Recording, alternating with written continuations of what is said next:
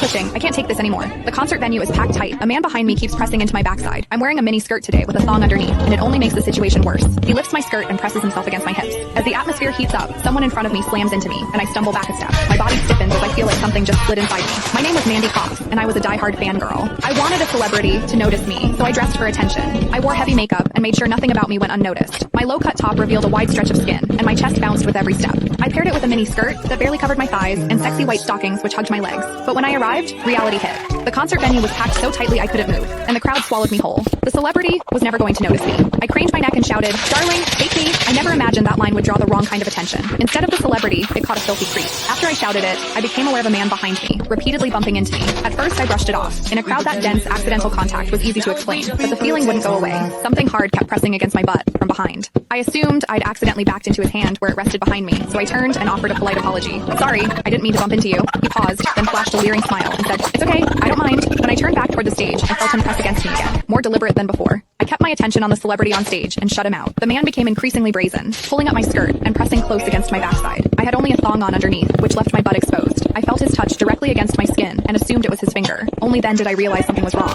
The pressure was warm and solid in a way a finger could never be. My mind lurched as the truth hit me. In the 20 years of my life, this was the first time a man had ever molested me. Fear surged through me, sharp and overwhelming, and my body reacted with an instinct to flee, but there was no way to move. The concert floor was packed wall to wall, leaving me stuck where I stood. I drew myself tight, bracing as if tension alone could keep the fear out. As I did, my hips closed around the man's so-called finger, trapping it between my cheeks. An unfamiliar sensation followed, and warmth rose to my face. What confused me was that I didn't recoil from it. There was a muted comfort to it, and against my will, it sparked a faint sense of expectation. The man behind me seemed to take it as a signal. He moved in closer, repeating the motion until the intrusion was unmistakable. I had lived a sheltered life as a college student, and now I was being toyed with by a stranger while surrounded by people. Shame surged within me without warning. I felt the urge to sob, but my throat closed, and my voice deserted me. Worse still, the pressure forced my thong inward and sent a restless, prickling discomfort through my body that wouldn't fade. A quiet, involuntary sound escaped me, and the embarrassment followed instantly. I gathered myself and strained to suppress it, holding it down until my throat tightened. The blaring music and the screams around me drowned everything out. With every eye fixed on the stage, no one was aware of what was happening to me.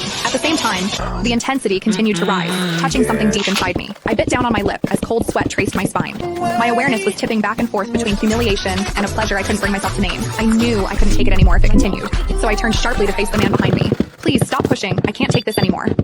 When I finished speaking, the man leaned toward me and whispered in my ear, "Is it exciting, the way I'm pushing against you?" The shame was overwhelming, and I was on the verge of crying. "I'm a virgin. I've never done that kind of thing. Please, let me go." He didn't stop. Instead, his gaze burned deeper as he seized my waist, the pressure growing stronger. "You're really a virgin? Then let me show you what it feels like to be a woman." Click the link in my bio to get the full story for free.